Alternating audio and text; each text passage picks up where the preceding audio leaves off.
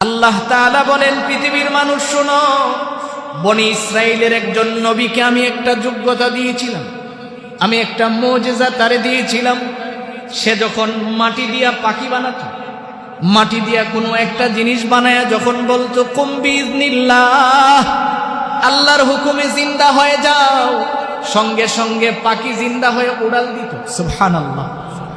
ঈসা আলাইহিস সালাম মায়ের কবরের পাশে যায় দাঁড়ায়া দোয়া করেন, আল্লাহ, আমার মাকে আমি জীবনে শেষ সময়টা মায়ের খেদমত করতে পারি নাই, আমি এখন বড় হয়েছি, আমার মার খেদমত করা আমার সম্ভব হয় নাই। এ রব, তুমি আমারে সুযোগ দাও, আজকে যেহেতু আমারে তুমি সুযোগ করে দিয়েছ, মরা মানুষ আমি জিন্দা করতে পারি। আল্লাহ, তুমি যদি আমারে অনুমতি দাও, আমি আমার মায়ের কবরের পাশে দাঁড়াবো, মাকে একটা বারের জন্য আমি জিন্দা করতে চাই, আমি আমার মায়ের শেষ কষ্টটা শুনতে চাই, মায়ের শেষে আমার শেষ কথাটা আমি বলতে চাই। রব্বুল আলামিন যখন অনুমতি দিলেন, ঈসা আলাইহিস সালাম মায়ের কবরের পাশে দাঁড়ায়া বললেন, মা বলে যখন ডাক দিলেন, মুফাসসিরিন কিরাম লিখেন, পৃথিবীর মানুষ শুনো, মায়ের কবরের উপরের মাটিটা সরে গেছে, মা সুন্দর অবস্থায় কবর থেকে উঠে বসছেন। মারিয়াম আলাইহাস সালাম কেন ঈসা জিজ্ঞেস করে, মা তোমার মরণের সময় কেমন হয়েছে, কষ্টটা আমার একটু বলো। দেখে মা তরতর করে কাঁপতেছে, জিজ্ঞেস করে, মা তুমি কাঁপো কেন? মা জবাব দিল, আমার মরণের সময় এমন একটা অবস্থা হয়েছে, যে অবস্থাটার কারণে আমি এখনো তরতর করে কাঁপতেছি। মাকে যখন এই অবস্থায় দেখলেন, ঈসা আলাইহিস সালাম বলেন, মা তোমার মরণের কষ্টটা আমার একটু বুঝাইতে পারো? মা স্পষ্ট জবাব দিলেন, ঈসা শোনো, মরণের কষ্ট এটা বুঝানোর কোনো সুযোগ নাই, কারণ যার মরণ হয় সেই জানে কেমনে মরে। সুবহানাল্লাহ। মা স্পষ্ট করে বললেন যে আর কোনো কথা যদি তোমার থাকে এটা বলো, কিন্তু মরণ কেমনে হয় এটা কাউকে বুঝানোর মতো কোনো সুযোগ আমার কাছে নাই, কারণ ওই যে কষ্টটা হয়েছে, এই কষ্টের ভয়ে যে আমার এখনো থরথর করে শরীরটা কাঁপতেছে, আবার যদি এইভাবে মরণ লাগে, তুমি যে আমারে জিন্দা করছো।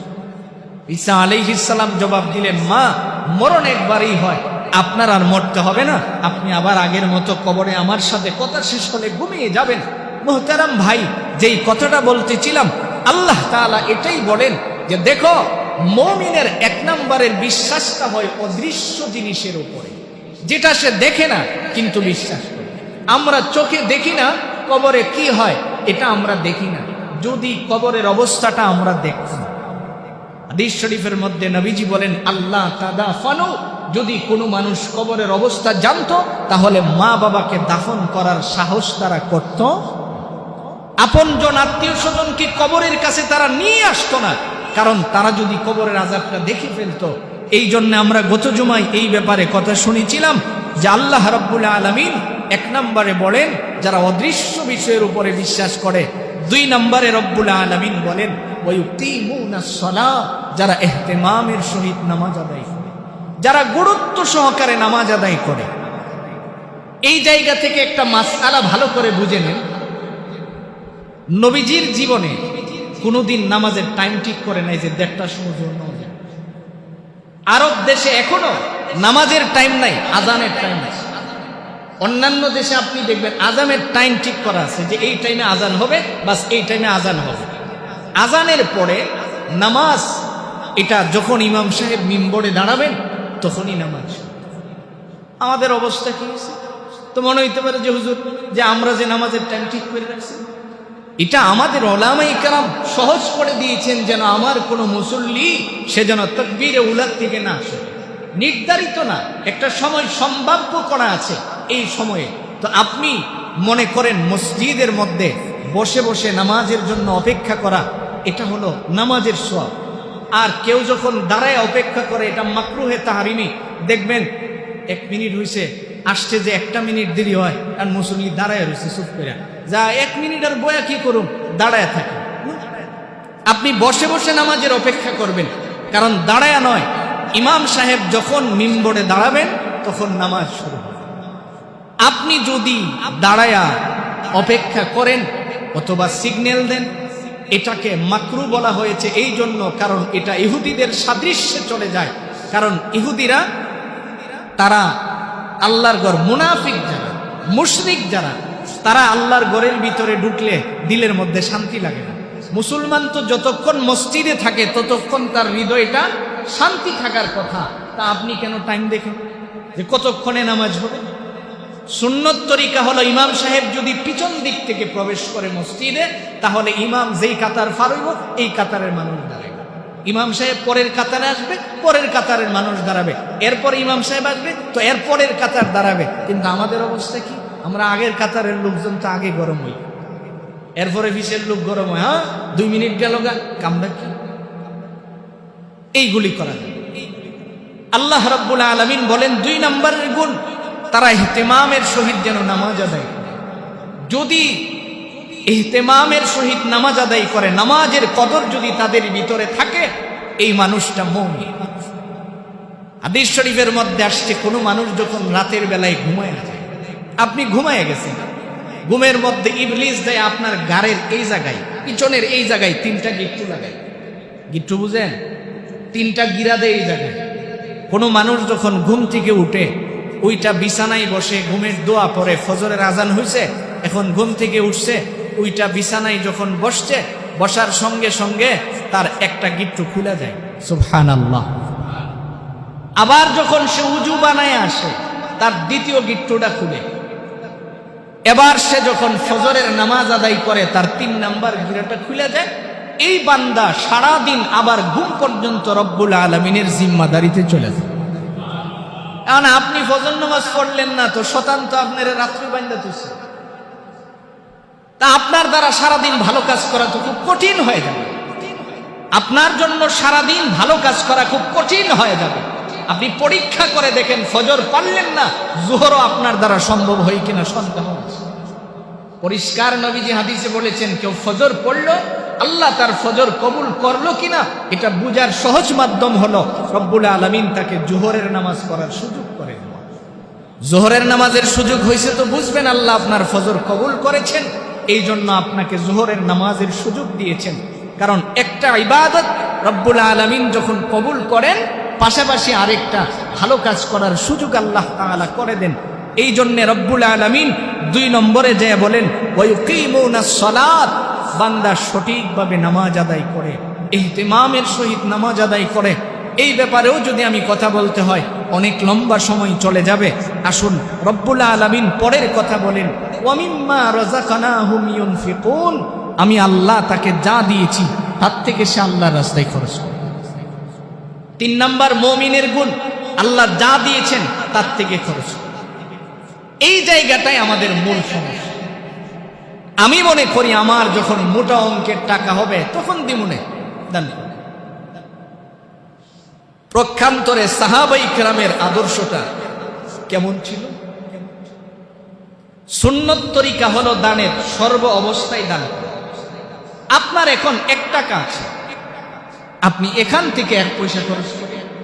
আপনার 5 টাকা আছে, ওখান থেকে আপনি 50 পয়সা খরচ করেন।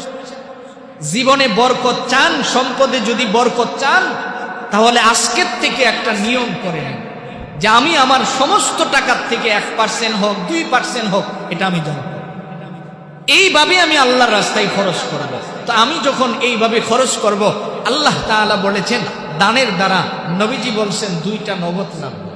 এর মধ্যে একটা হলো as-সাদকাতু তারাদ্দুল বালা, সদকার দ্বারা মুসিবত দূর হয়ে যায়। সুবহানাল্লাহ, নগদে মুসিবত দূর হয়। আমাদের অবস্থাটা কি হয়েছে দেখেন। অসুস্থ হয়েছি, চেষ্টা করি যে আগে গাজীপুর ডাক্তার দেখাবো, সুস্থ হইলাম না ঢাকায় দেখাবো, ঢাকায় সুস্থ হয়েছি না ব্যাংকক যাই, ও না হয় নাই ইন্ডিয়াতে যাই, বা বিভিন্ন দেশে যাওয়ার প্ল্যান। একবারও কি আপনি চিন্তা করছেন যে আমি আল্লাহর রাস্তায় একটু সদকা করি? একবারও কি আপনি চিন্তা করছেন যে আমি একটু দোয়া করি? অথচ আপনি সদকা থেকেও দূরে সরে গেলেন, দোয়ার থেকেও দূরে সরে গেলেন। সরে গিয়ে আপনি ডাক্তারের উপর নির্ভরশীল হয়ে একটার পরে একটা ডাক্তারকে আপনি পরিবর্তন করতে থাকলেন। অথচ এটা আপনার কাজ ছিল না।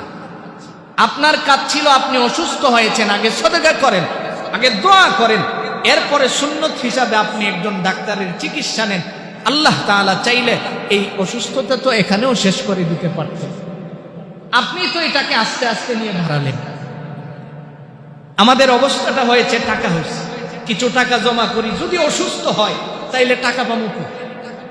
আল্লাহর কসম করে বলতে পারি, আপনি স্পষ্ট লিখে নেন, যতক্ষণ পর্যন্ত আপনি যেই পারপাস টাকাটা জমা করছেন এই পারপাস খরচ না হইব আপনার মরণ হবে।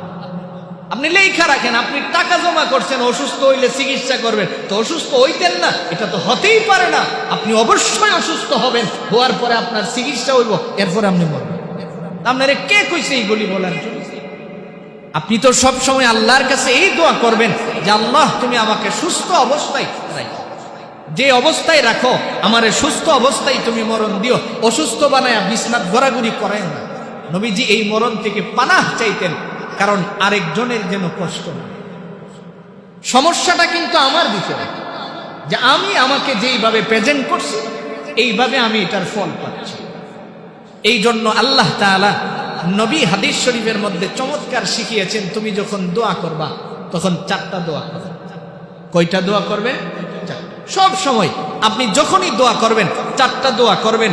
1 নাম্বার, কালবুন শাকির, আল্লাহ আমার এমন কলব দান করো যেই কলব সব সময় শুকরিয়া আদায় করে, সব সময় যেন আমি শুকরিয়া আদায় করতে পারি। কারণ শুকরিয়া যদি কোনো মানুষ করে তার আর কোনো মুসিবত থাকতে পারে না। নবীজি বলছেন, যেই মানুষ একটু পানি পান করার পরে সে বলে আলহামদুলিল্লাহ, আল্লাহ তাকে 1 গ্লাস দুধ পান করার ব্যবস্থা করেন। সুবহানাল্লাহ বলেন।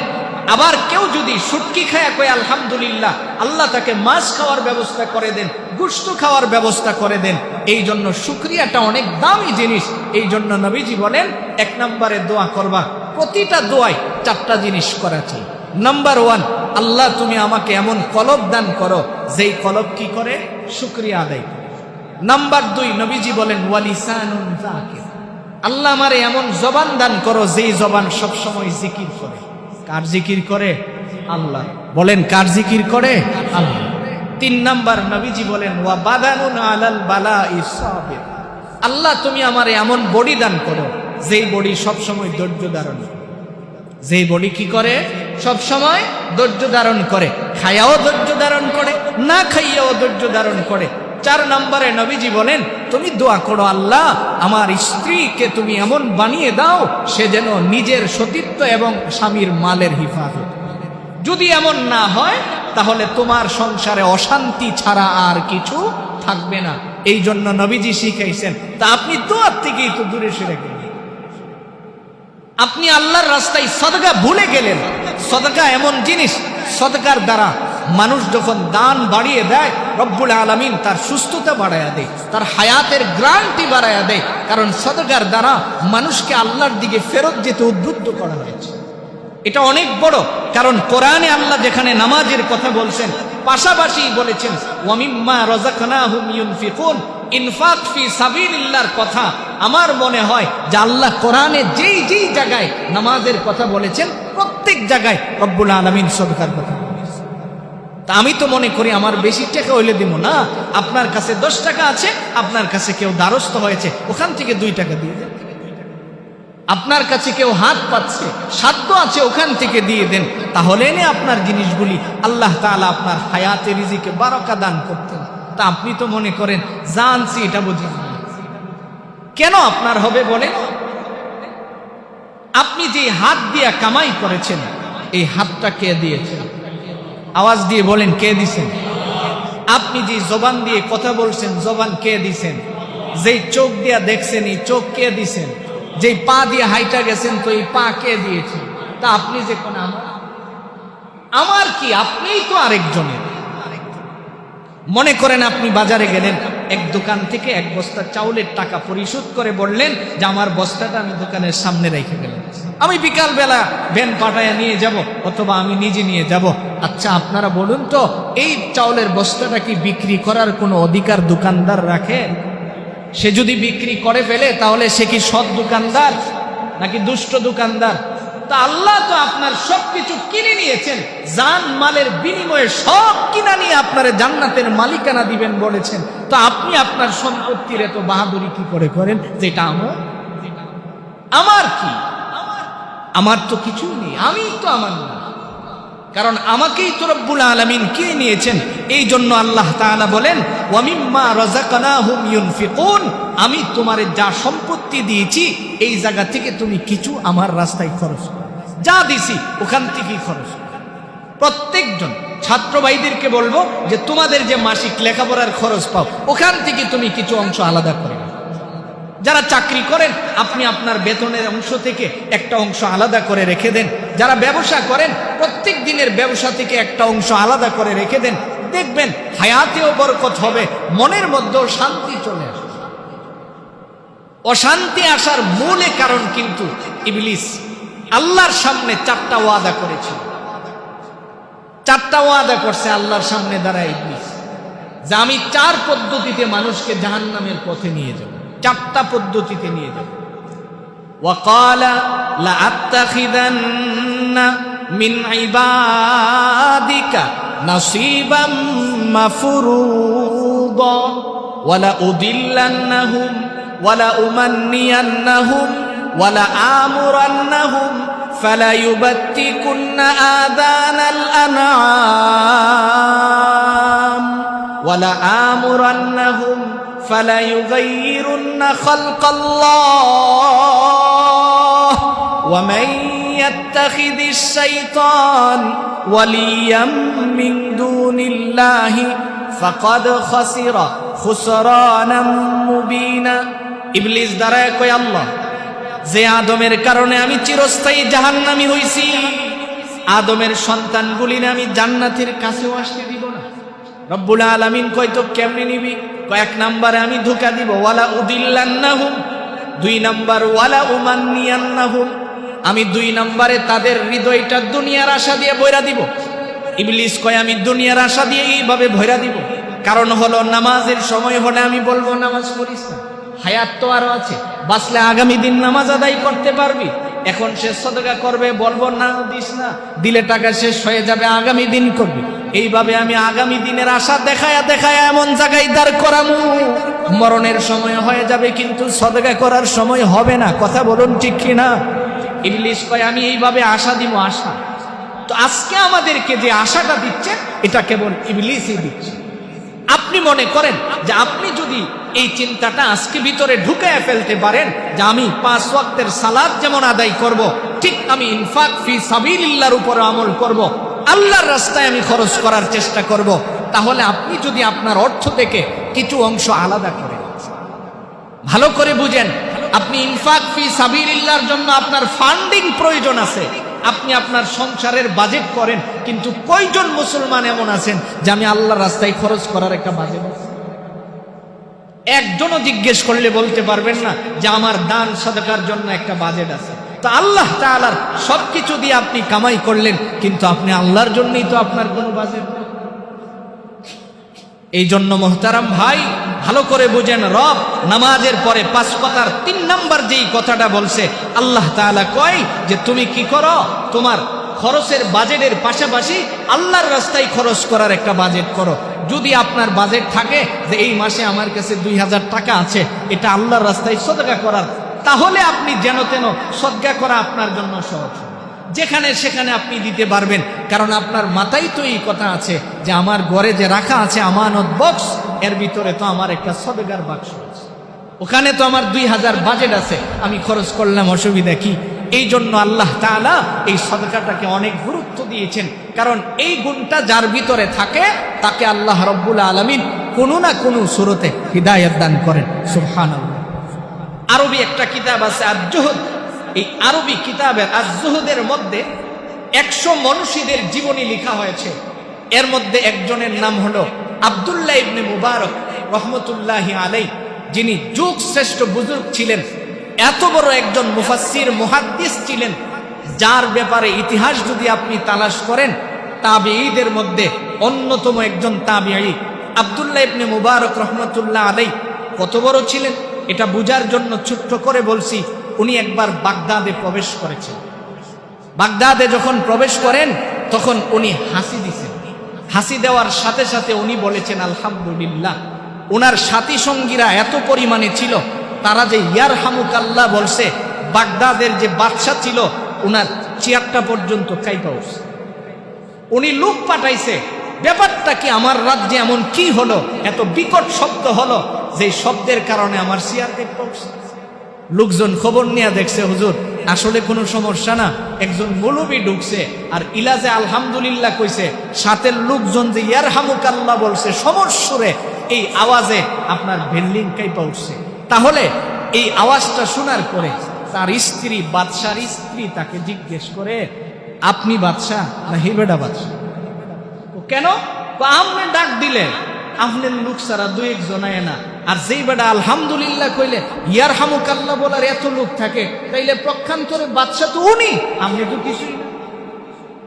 তো আব্দুল্লাহ ইবনে মুবারক রহমতুল্লাহ আলাইহি তার জীবনীতে আসছেন 30 বছর সময় উনি কাটিয়েছেন। দুনিয়ার দিকে ওনার মুখ ছিল, বাবার অনেক সম্পদ ছিল, একটা বৈশিষ্ট্য ছিল, সে মানুষকে দান সাদকা করত।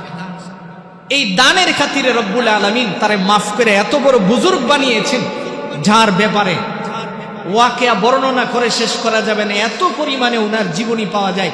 ওই আব্দুল্লাহ ইবনে মুবারক রহমতুল্লাহ আলাইহি একদিন বন্ধু বান্ধব নিয়ে আড্ডা দিচ্ছে, মদ খাইতেছে, মদ আড্ডাখানায় বসে মদ পান করে, আর ওনার হাতে ওই যে ছেলেরা কি বাজায়, একতারা দুতারা গিটার, এই জাতীয়।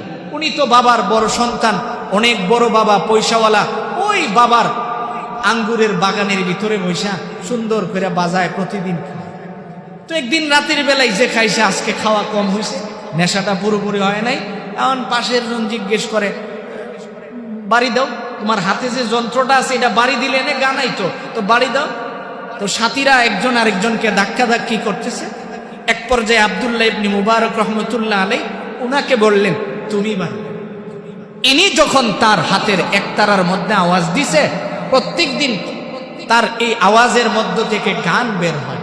কিন্তু আজকে কোরআন শরীফের সূরা হাদীদের 19 নম্বর আয়াত বের হয়েছে। সুবহানাল্লাহ। রব যাকে হিদায়াত দেন তো এইভাবেই দেন। মুফাসসিরিন কিরাম লিখেন, ওনার জীবনী বর্ণনা করতে যায়া হিদায়াত পাওয়ার মূল কারণ ছিল ওনার সদকার খাতটা ছিল অনেক।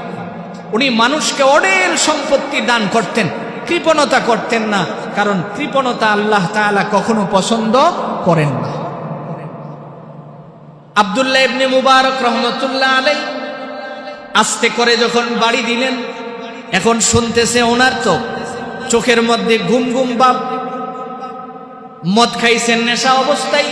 হঠাৎ করে শুনতেছে ওনার কানের মধ্যে একটা আওয়াজ ঢুকছে, আলাম ইয়ানি লিল্লাযীনা আমানু আন তাখশা কুলুবুহুম লিযিকরিল্লাহ ওয়া মা নাযালা মিনাল হক। আব্দুল্লাহ ইবনে মুবারক রহমতুল্লাহ আলাইহি আরবি ভাষাভাষী, আরবি বুঝলেন, মনের অজান্তেই জবাব দিলেন, আমার তো জিকির থেকে আমি অনেকদিন গাফিল ছিলাম। রব্বুল আলামিন যেন ডাইকা ডাইকা বলতেছে, আলাম ইয়ানি লিল্লাযীনা আমানু, যারা ঈমান আনয়ন করছো, যারা নিজেকে ঈমানওয়ালা বলে দাবি করো, তোমার কি এখনো আন তাখশা কুলুবুহুম লিযিকরিল্লাহ, এখনো কি তোমার রবের জিকির করার সময় তোমার হয় নাই? এখনো কি তোমার রবের নাম স্মরণ করার সময় হয় নাই? আব্দুল্লাহ ইবনে মুবারক রহমতুল্লাহ আলাইহি মনের অজান্তেই বললেন, হ্যাঁ নিশ্চয়ই আমার এখনই সময় হয়েছে আল্লাহর জিকির করার জন্য। হাতের থেকে বেহেলা ফেলে দিলেন, সামনে থেকে মদের আড্ডাখানা থেকে ঝাড়া দিয়ে উল্টা দাঁড়ায় গেলেন, বাড়ি থেকে বের হয়ে গেলেন। বাড়ি থেকে বের হইয়া হক্কানি বুজুর্গ উলামায়ে কেরামের দ্বারস্থ হইয়া এমন ভাবে ইলম শিখলেন। মুফাসসিরিন কিরাম লিখেন, পৃথিবীর মানুষ শুনো, আব্দুল্লাহ ইবনে মুবারক এত দামি হয়েছে, দুনিয়ার জমিনে থাইকা সিজদা দেই জান্নাতের খবর পাই। সুবহানাল্লাহ, এত দামি হয়ে গেছে কেন? তার মূলে কারণ আল্লাহ তাআলা একটা তিলাওয়াতের মাধ্যমে তাকে হিদায়াত দিয়েছেন। তো যেই কথাটা বলতেছিলাম, হিদায়াত পাওয়ার মূল একটা কারণ লাগে, কোনো না কোনো একটা ইবাদত আল্লাহ তাআলা আপনার কবুল করতে হবে, যেই ইবাদতের খাতিরে রব্বুল আলামিন আপনাকে মাফ দিয়ে দিবেন। তো যেই কথা বলেছিলাম, আব্দুল্লাহ ইবনে মুবারক এমন দামি হয়েছেন, কেমন দেখেন যে উনি দুনিয়াতে থাইকা উনি জান্নাতের সার্টিফিকেট প্রাপ্ত মানুষের খবরও ওনার কাছে আসতো। মুফাসসিরিন কিরাম লিখেন, উনি একদিন আল্লাহকে জিজ্ঞেস করতেছেন স্বপ্ন যুগে যে, আয় রব, জিজ্ঞেস করছে যে আল্লাহ, আমি যে জান্নাতে যাব, আমার জান্নাতে আমার সাথীটা কে হবে একটু বলুন। আওয়াজ হয়ে গেছে তোমার জান্নাতের সাথী হবে। তোমার বাড়ির পাশে যে একটা কামার থাকে, ওই কামার তোমার জান্নাতের সাথী হবে। তা এবার উনি জিজ্ঞেস করে, কামার যদি আমার জান্নাতের সাথী হয় এটা কেমন? এই বেটার কাম সারাদিন লুয়া ফিডানো, ও যদি পাশের বাড়ির কেউ যদি সারাদিন খালি যন্ত্রপাতি বাইরায়, তা আমি তো আর শান্তিতে ঘুমাইতে পারছি না। কোন গুণের কারণে কামার আমার সাথে জান্নাতি হবে? একটু খবর নিছে কামার কি করে দেখার জন্য। খবর নিয়ে দেখে আব্দুল্লাহ ইবনে মুবারক গরমের কারণে, দামি বাবার সন্তান, বাবার সম্পদ আছে, ছাদের উপরে চতুর্দিক থেকে ফ্যান সাইরা বাতাসের মধ্যে দাঁড়ায়া দাঁড়ায়া সারা রাত নফল নামাজ আদায় করে। আর কামার বেডা এই আব্দুল্লাহ ইবনে মুবারকের বাড়ির যে আলু আছে, এই আলু দিয়া বৈশা বৈশা রাতের বেলায় হাতুড়ি পিটে। আর প্রত্যেকটা বাড়ি দিয়ে আর সময় কই যে আল্লাহ তুমি আব্দুল্লাহ ইবনে মুবারকরে দামি বানাইছো, এই জন্য সে সারা রাত তোমার পায়ে সিজদা দিয়ে পয়রা থাকে। আর আমারে কামার বানাইছো, আমি কাজ করতে পয়রা খাইতে হয়, এই জন্য দিনের বেলায় গরমের কারণে কাজ করতে পারি না, রাতের বেলায় আমি এখানে কাজ করি বিদায় তোমার নামাজ আদায় করতে পারি না। রব তুমি আমারে মাফ করে দিও। মুফাসসিরিন ইকরাম লিখেন, আব্দুল্লাহ ইবনে মুবারক নামাজ পয়রা যা পাইছে, ওই কামার বেডা আল্লাহর কাছে বাইরে বাইরেও এই সওয়াব পাইছে। সুবহানাল্লাহ। কেন? কারণ হলো তার হৃদয়টা ছিল পরিষ্কার পরিচ্ছন্ন। এই জন্য বলতেছিলাম যে আল্লাহ যে কোনো কারণে বান্দাকে মাফ করেন, এর কারণ হলো সদকা অনেক বড় গুণ, যার কারণে আল্লাহ নামাজের পাশাপাশি বলেছেন ওয়া মিম্মা রাযাকনাহুম ইউনফিকুন, তোমাকে আমি যা দিয়েছি তার থেকে তুমি খরচ করবে। মোহতারাম ভাই, আমি আপনাদেরকে এই কথাটা তো বুঝাতে পারলাম যে আল্লাহ তাআলা আমাদেরকে যা দিয়েছেন তার থেকে আমরা খরচ করব।